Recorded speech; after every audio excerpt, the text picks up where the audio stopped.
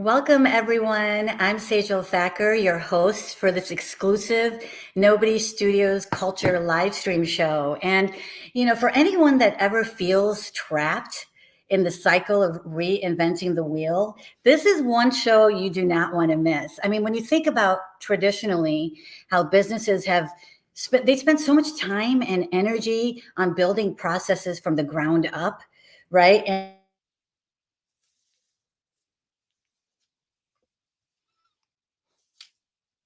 Hello, Sejal. challenges before. And so, hi there.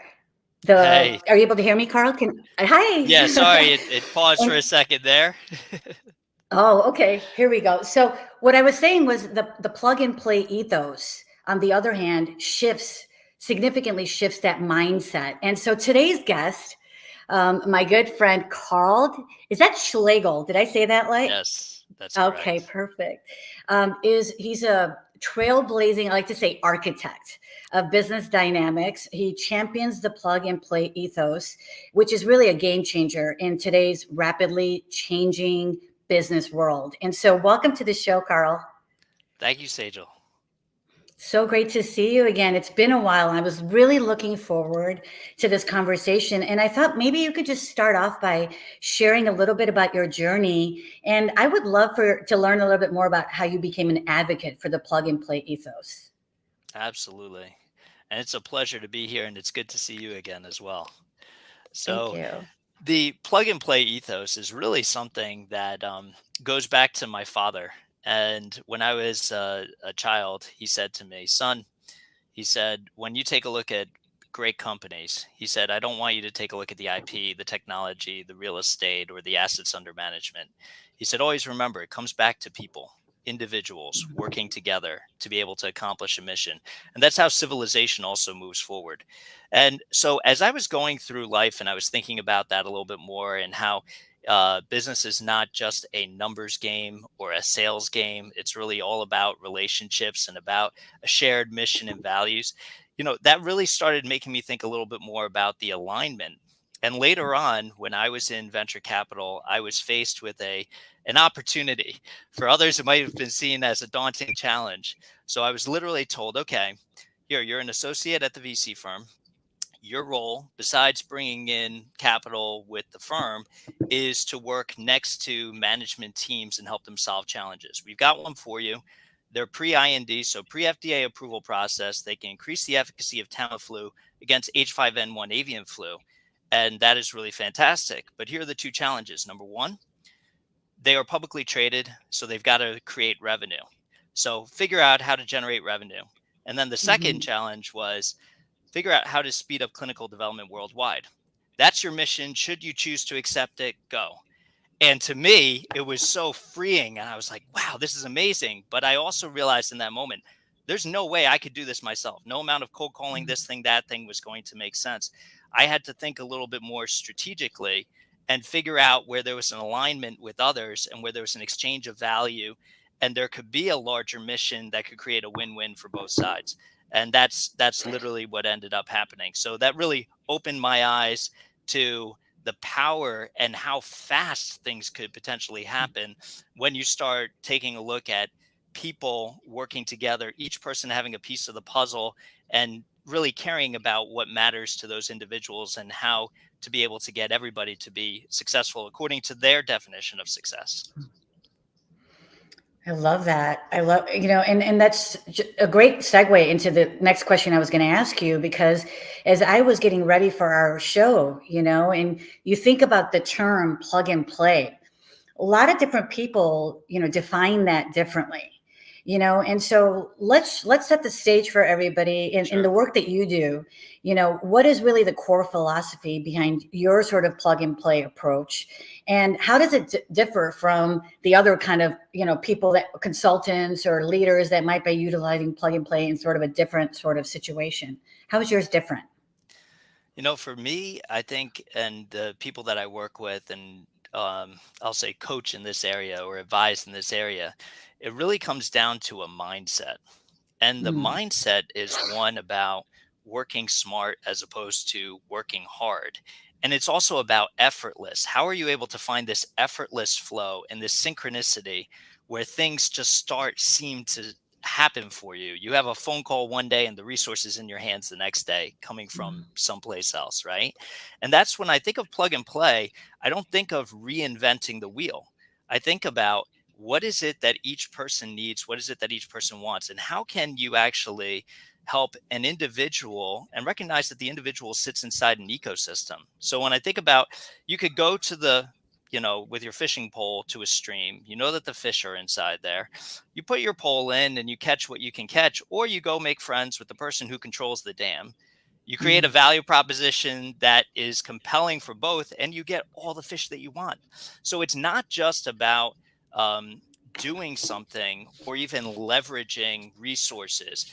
It's really about a mindset that finds that equilibrium, that finds that flow, and that finds that win-win value proposition in a way that it supersedes and it transcends anything that was there before. And it also allows for a transfer of energy in a way that it feels effortless. And now all of a sudden you're bringing people together, you're making things happen faster, and people are actually thanking you in the process. They're like, wow, this is awesome.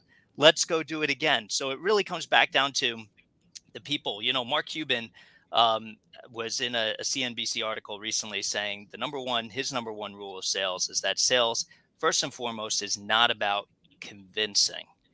It's about helping. And I love that, because when you take that type of approach, an outward facing approach, and seek to serve others, it opens up the universe in terms of the opportunities and the ways in which you can authentically collaborate together.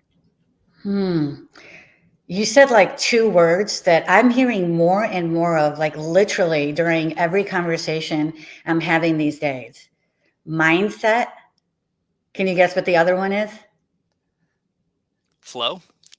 Energy. Okay. I swear, like these are just words that are happening in every conversation. And I agree with you. I think instead of like starting from scratch, if you can utilize things that could work, obviously it depends, right? I think there's a high risk of, yes, you want to have this kind of plug and play approach, but then you want to be careful that you're not just plugging and playing where it might not suit the situation that you're working with. So you need to customize what you do, right? And so when I was listening to you describing sort of your core philosophy, I could just visualize, I'm a visual person, like a puzzle. You're putting the pieces of the puzzle together and you're trying to figure out, okay, we have this one piece and we know what the needs are and what the shape has to look like, and now you're going to try to find the piece that's going to match the best, right? But especially in today's world, Absolutely. And for Nobody Studios, right, like this is one of the things that we always say this at the studio, is that we have to do a plug and play approach, right? And we'll talk a little bit about machine of machines, which is a conversation that we're always having. But one of the questions I love asking people, Karl, on this show, and really why I enjoy doing this show so much, is really, we've always said, from the very beginning, and I remember Mark McNally saying this to me during my first conversation with him, and he says it, has said it so many times, that we're going to be defined by the people that are attracted to our journey, right? And so I love asking people what drew them to our Nobody Studios journey. So can you tell us a little bit more about what inspired you to join this journey? Absolutely. First and foremost, people. My good friends Kyle Kane and Jason Kolker, whom I collaborated with on the Mother's Ball back in 2019, before COVID shut everything down.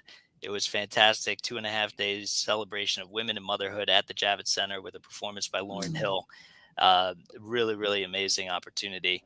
And but as we went through that journey, and I've been collaborating with Kyle for over a decade on a variety of different types of opportunities, what I started seeing was with Nobody Studios, even the notion of nobody, right? Getting to that place of nothingness. And when you get to nobody, there's everybody, right? So the whole conversation around ego, and I don't necessarily think ego is a bad thing. I think ego is also the thing that makes us take pride in our work, right? When we see our work as a reflection of who we are and who we show up as.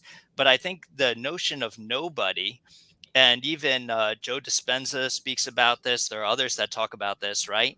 where you get to this place where all of a sudden you realize this greater connection.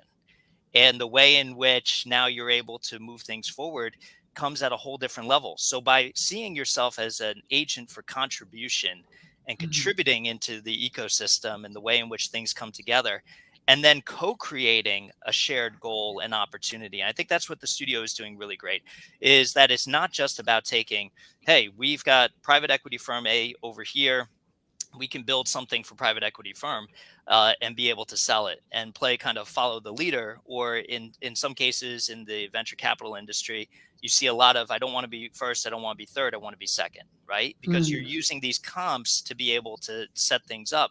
What I love about the studio is that to me, it's following a little bit more of this creative versus competitive mindset. Mm. And when you take a look at the creativity and in the creative space, you enter these blue oceans, these opportunities where you're able to make things happen. And when you bring amazing people together who get to co-create and contribute, you get a masterpiece that supersedes anything that would have actually been at the original drawing board. And I think that's the other thing too, is that the studio also does a really great job of listening to the companies and also being able to say, how are we able to add what we did yesterday or what was in the business plan yesterday might need to change and adapt. That's okay.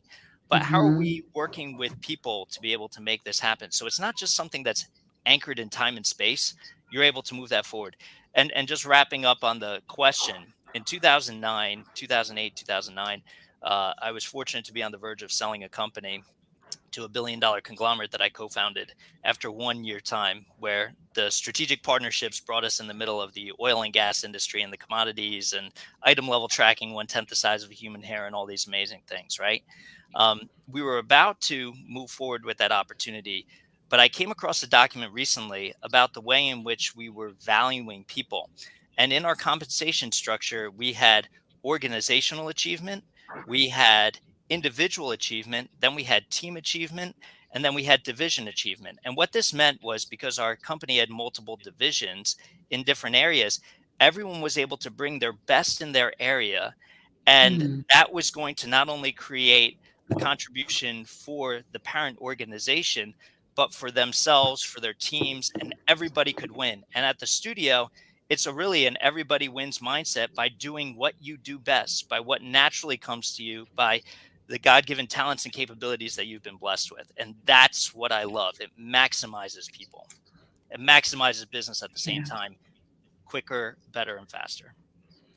Yeah, no, and so I wanted to ask you because going along with what you just said, I think it's absolutely resonates with not just the leadership team, but everybody at the studio that we're all here for the same reason, right? And that's really to build 100 compelling companies in 5 years. And so, you know, we all have egos. That's something that we can't deny. But when we come together, and again, you used another word that is co-create. I love that word, right? That we have to recognize that there are situations where we have to leave our ego at the door in order to be able to move as quickly as we're going to need to do to be able to accomplish that goal. And so, Carl, I wanted to ask you, based on your experience, because you've got I was looking at your LinkedIn profile yesterday night. I was like, I could go in 20 different directions on what you and I can talk about. I'm probably going to have to ask you to come back to the show at some point because there's some other things that you're doing that I'm like, oh, I want to ask him a little bit about that. But in order for us to achieve that goal of building 100 companies, right, in 5 years, and not just any companies, we want to make compelling companies, and especially with making a positive impact. We want to leave a global footprint, right? So, what are some of the key factors? Like, speak to our leadership team, speak to the nobodies. What are some of the key factors that we're going to have to make sure that we do right so that we can accomplish that goal? Sejal, that's an excellent question. And I think the answer is that um, number one, we need to constantly be learning. Mm-hmm. Humility, I have found from personal experience, sometimes when I wasn't looking for it, um, you know, is uh, is a great asset because it gives you situational awareness. It makes you open to things that are going on. Take, for example, the movement in artificial intelligence right now, which can be seen as a threatening disruptor, or you can see it as a natural process of the evolution of the information society and where things are going, right? So at the studio level, I think one, we need to be listening constantly to each Mhm. other, to the market, to others. We need to value the relationships that we have with the angel investors, with different types of investors that are coming to the table, with the VCs, with the private equity firms. We need to listen, right? Number one. Mhm. Number two, we need to also find opportunities to be able to do what Steve Jobs said. Let the people who are smarter than us teach us how to do the different things, right? And to be able to take that step back, to be able to let people be assertive in the process, be able to disagree, even, right? In the Mhm. interest of that shared mission, without there being constructive conflict or a mechanism for being able to do that, all you have are really delayed issues that are going to take place. And sometimes you see the symptoms of those, but you feel powerless to do anything. And I think Mm. it's really important for the personal agency of each individual contributing as part of the Mm. team, right, to be able to do that. Number three, I would say that we've started really paying a lot of attention to is how do we take best practices and foundational elements, and this brings us to that, machines of machines type of conversation. Mm. How are we able to create a solid foundation that allows us to replicate, that allows us to scale, that allows us to be able to drive things faster? And when I look at strategic partnerships, I don't just look at revenue, I also look at capacity on the other side. I'll never forget being Mhm. asked by a client, Karl, if all these sales come in, how are we going to service this, right? How are we going to be able to provide the quality that's necessary for our clients? How are we going to position ourselves differently in the market? And I think the studio has the opportunity to not only do things on the studio level or for the companies that are being built at the studio, but also has an opportunity to extend some of that mindset, that thinking into the larger ecosystem of the different types of capital firms, of the startups that are taking place, right? And show them how through authentic collaboration, you're able to execute, you're able to get there faster, and you're able to also learn faster and be able to adapt. I like what the Marines Right. say, US Marine Corps, improvise, adapt, overcome. And I think about that type of thing a lot because when you're in this type of market, when you're in startups, you better be able to improvise, adapt, and overcome. But the difference is going at it alone as a company out there is very difficult. Going at it within an ecosystem of other companies with different resources, with advisory boards that allow you to punch above your weight class into other areas and allow you to transfer trust along a network, that is like mentorship on steroids or sponsorship Mm. on steroids and can be the game changer. And I think a lot of investors are also seeing that, hey, we're investing in people. We buy the idea, but we back the people. And when we're investing in the people, but they're able to contribute what they do best, they're able to move to a different project if that's actually necessary or that works better for them. They're in control of their destiny and they're able to come together as a team. And we're able to put in one investment, but create a multitude of opportunities for success across the board. You've got risk diversification built in. You've Mm. got alpha built in. It really speaks a lot to this evolving environment where we're taking a look at even the relationship between machines, human beings, data, and our way of life. Hmm. Yeah, and what you just said resonates with me on so many different levels, right?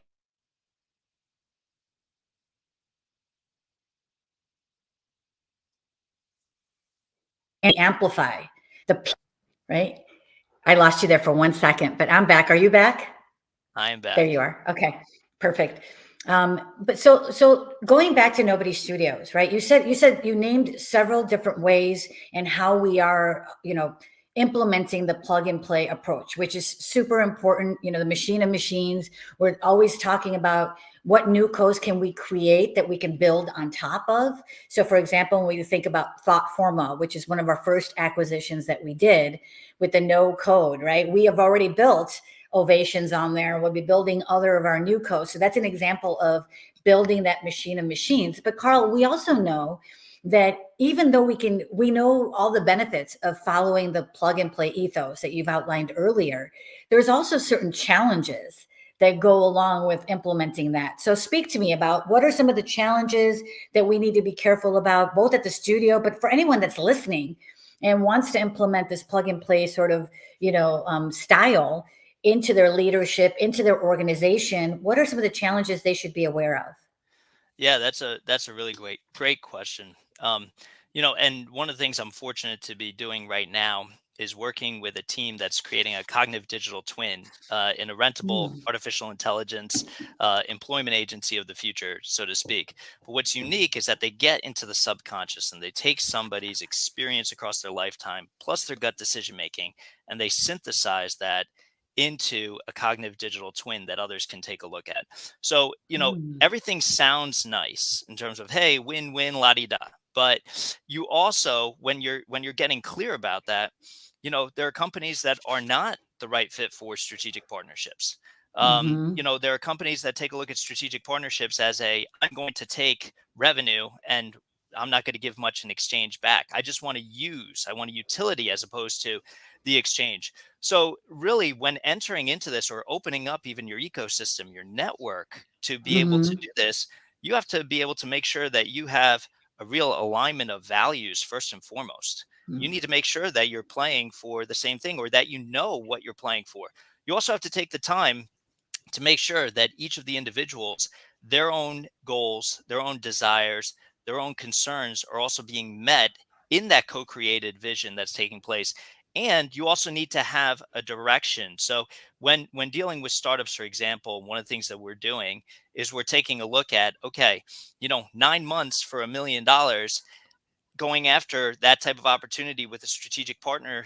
When you're constrained in terms of resources, you need speed to market. And if that strategic partner doesn't already have traction in the given market, is Mm-hmm. that a really wise use of time and resources versus, hey, what if in 3 months we could go after a $500,000 opportunity or $250,000 opportunity, be able to fail quickly, be able to learn, be able to implement those learnings. So there's a lot that more that goes into it that actually gets strategic, that starts taking a look at, what is the company's reputation? How could that potentially damage us at a certain stage? And it changes depending on if you're talking about a startup or if you're talking about a company that's in scale up mode or a company that's more mature. A company that's more mature might have more of a checkbook, but may be feeling stagnant or may be feeling pressure at the top of Gartner's Magic Quadrant to deliver the next result and lead the Mm-hmm. industry. So their needs are a little bit different. Their time horizon's a little bit different. A company in scale up mode isn't going to want to go and investigate a whole lot of different markets. They're going to want to find those prime opportunities and the partners that align, that already have the relationships in those areas.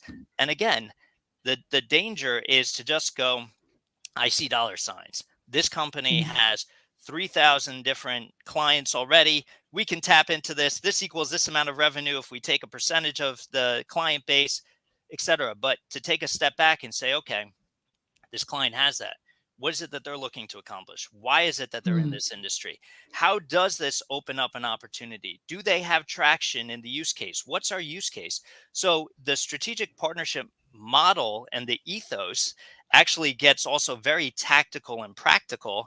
And there are different elements that then help everybody to get on the same page and say, is this a good use of our time, energy, resources, network at this point in time?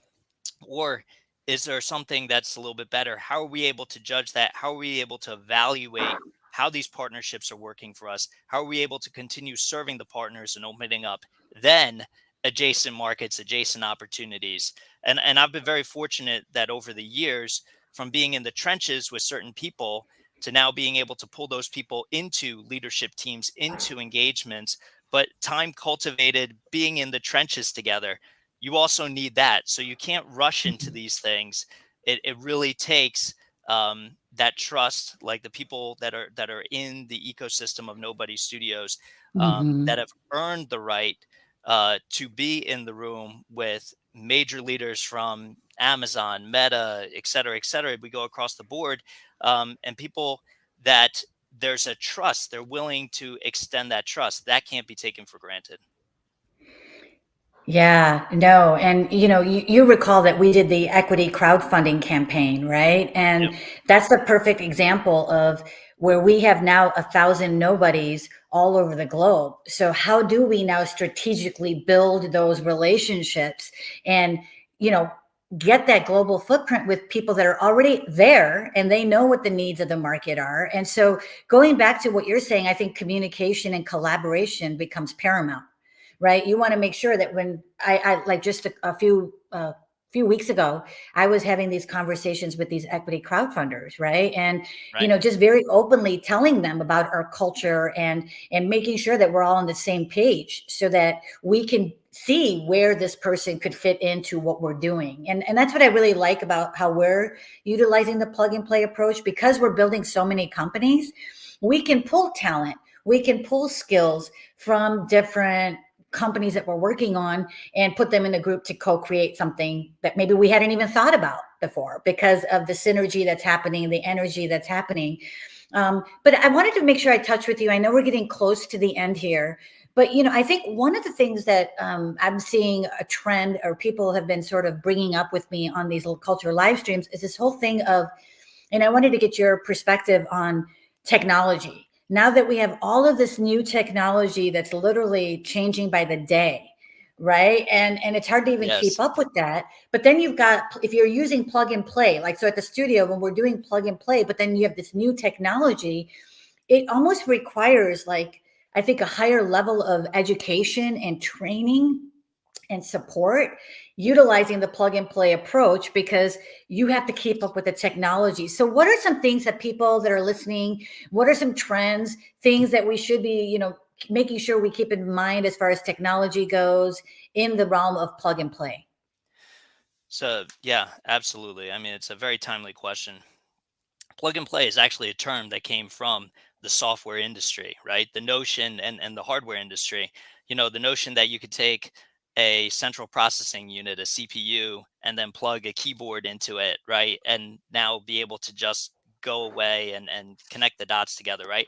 So plug and play is something that is, relates very much to the movement of technology. The other thing is, I was fortunate to be mentored by an individual who led the all source intelligence program under President Reagan. And he helped me to think about things from the technology space, and not just from what we perceive to be happening, but what's taking place on a 50, 100-year type of time horizon. So while it seems like everything is changing very rapidly, on the surface, there's still a lot of other things that are important to pay attention to. Number one is the post COVID, we're hurtling toward digitization, and so Mm, documents, data, systems of record, and then personal ownership, privacy around the data. Whose data is it? How is it being utilized? And one of the things I've been excited about is having conversations with the studio, even about how there are opportunities for inclusive models that allow people not to be monetized as the product, but to participate in the way mm, in which that data is being exchanged. But I think we need to take a look at who's got our data, who's controlling it, et cetera. The regulatory landscape is changing a lot too, and that's also creating some other types of changes on the horizon and mm, questions, such as the cybersecurity and the SEC recently, and the reporting requirements. These are things that you can't just sit around and ignore, just say that's for a publicly traded company. What it really speaks to is that people's trust in the ability to move things forward is hanging by a thread right now, so to speak, when it mm. comes to technology. And in some ways, everybody's playing hot potato. Okay, it's not mine. It's not mine. It's not mine. It's not mine. Somebody else is responsible for it. Now, I think if you embrace and you say this is happening, then what you can do is take a proactive approach and say, how are we able to then enhance the experience economy, which McKinsey said was $4 to $1 on the product economy, in these different areas? How can we use VR to be able to deliver therapeutics? How are we able to take a look at how technology is an enabler, how it reduces risk, how it creates more transparency? But you have to acknowledge those other things first, and then you're able to really come at it. And I think that the studio has a great opportunity in this area. Karl, I always learn so much from you, seriously, during every single conversation that we've had together. And people are loving what you're saying, by the way. I just want to give a shout out to Winnie, who wrote, it's refreshing to hear both of you discussing the people focused culture. Love it. And I couldn't agree more. I love listening to everything you have to say. But you've been a supporter of Nobody Studios from the beginning. Now you're in the studio helping us to achieve, plug and play and just expand and scale what we're doing. And so based on your experience so far, Karl, what makes Nobody Studios, unique as a company? And I would love to just know from the cultural perspective. I think what's great about Nobody Studios from the cultural perspective is that you take the time to get to know each person on an individual level that is part of this. The example the other day of being asked to record a quick onboarding video that Mm, would help to provide a little bit more dimension than just this is my title, this is my role, but invite those conversations. You're inviting the conversations, you're building community. And I think that's really what is essential to be able to move things forward. It kind of goes back to that whole notion of people working together change the world. People mm, collaborating together have an abundance and have more than they actually need. And I think that's what's taking place at the studio.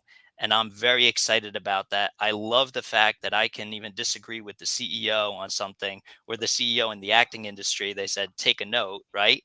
And instead of there being a defensiveness, there's a leaning into it and taking and accepting that feedback and saying, you know what? Thank you. That's a great perspective. It also opens up each of us to be able to receive that and not to take that personally. And I think that's the other mm, thing too. While we're being personal, there's an opportunity to take a look at it from a greater perspective that doesn't just harbor feelings inside, but we're able to express, we're able to share through the culture and through the types of workshops that you do, where you take a look at the whole human being, not just what's driving the bottom line, what's keeping the agile, workflows moving forward, but really taking a look at the mental, the physical, the emotional well being of the individuals, in addition to the successful financial aspects. Yeah, and you're doing some incredible work. I would love for you to share with us a little bit about the work that you're doing with the studio right now, and Sure. also I would love to know like what you have so many different, like I said, superpowers. When I was looking at your LinkedIn profile, what are some other things? What are some other areas that you want to support us at the studio? What are some other things you'd like to get involved with? I'd love to hear about that too. So, on the studio level, I'm taking a look at strategic partnerships and business development from a studio framework perspective. And then I'm also taking a look at, I'm working with several of the companies that are being built up, such as Ovations, Adjacent Possible. I'm really excited about what Adjacent Possible has the ability to do in terms of just, don't even peek at the deck if you're a fund, run it through here and figure out if there's an IP risk or an IP opportunity Mm, that's coming after it, instantaneously. How does that align to the fund's thesis? I wish we had that back in the VC days, right? Think about all the decks that you have coming through. So I think the studio's doing some amazing things. I've been fortunate to be able to dive in and provide um, references and background or expertise, even on just, hey, what about this video that's going out, etc. So from that entrepreneurial journey I've had, I felt the freedom to be able to lean in, to be able to contribute, to move things forward. Webdelics is another one I'm very excited about, mm, especially as it pertains to the possibilities for the veteran community. And I've recently been part of bringing in some resources who really were helpful in getting the veteran community the type of medicine and the awareness that was necessary. In particular, one relationship I've been cultivating for the past 10 years. So again, those types of things that allow you to listen to the challenges that are at hand and then sit back and go, hey, from the Rolodex or from the reference point or from the relationships, you know what? We should speak with this organization. They're serving 500 nonprofit organizations, and what we have could be a perfect fit for what they're doing and mm, allow it to force multiply. That's really where this whole strategic partnership aspect comes alive. In the other areas, so I'm looking forward to doing more of that, to making that more of an institutionalized approach, that when we think about building these companies and we think about, okay, demand, the revenue around demand minus the capital that's necessary equals, ROI back to an investor in X time, that we actually take a look and stop on that slide and on the pitch deck slide where we talk about addressable market, and we say, wait a second, how do strategic partnerships, relationships actually change this whole dynamic and create a no-brainer equation where you're already sitting and you already have access to the demand. That's something I'm working on at the studio level and in other areas, as well as helping to share that message with different types of investor groups that some of whom have already leaned in and even gotten involved from an angel standpoint. But I'm looking forward to doing more of that stuff.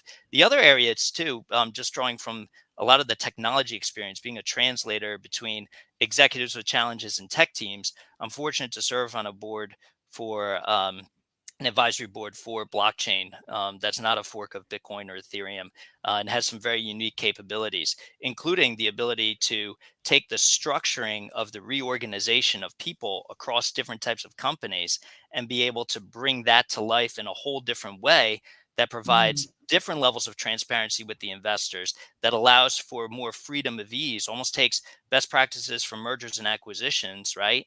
And is allowing you to be able to harness and bring more of that people power to the forefront, even if it requires reorging, as opposed to, oh no, we formed in Delaware or Nevada. Now all of a sudden we have to go and change our share structure. We've got to, all the different mechanisms, right? So I see technology and some of the things. I was fortunate to lead artificial intelligence rapid deployment SWAT teams in 2017. I see different areas of ways to be able to contribute even more on the technology side, helping with that foundation, and also in the market positioning, even things like brand integration, movies and TV shows, which win the confidence game of the market, and we're seeing are so critical when it comes to publicly traded companies. But almost by the time a company's publicly traded, in some cases, it's too late. We were seeing that with the SPACs. I'm hoping that we can implement some of this stuff earlier on that helps us to get better valuations with the private equity firms that we do the sales to. It creates more traction for the business model that we have. And also, it just makes it more of a no-brainer type of, fun, engaging, exciting opportunity for the entrepreneurs that are getting on board with us and for the other members of the community.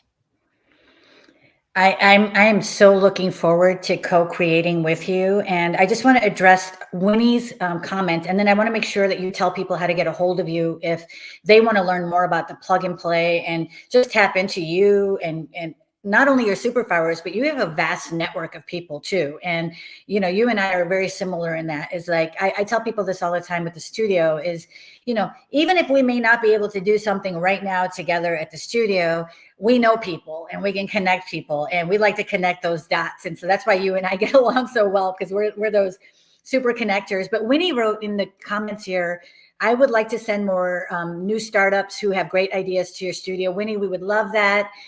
Please have them, you contact us either through our website. They can email the director of our Idea Lab, min@nobodystudios.com. You can reach out to any member on the leadership team if you need more information on how to go about doing that.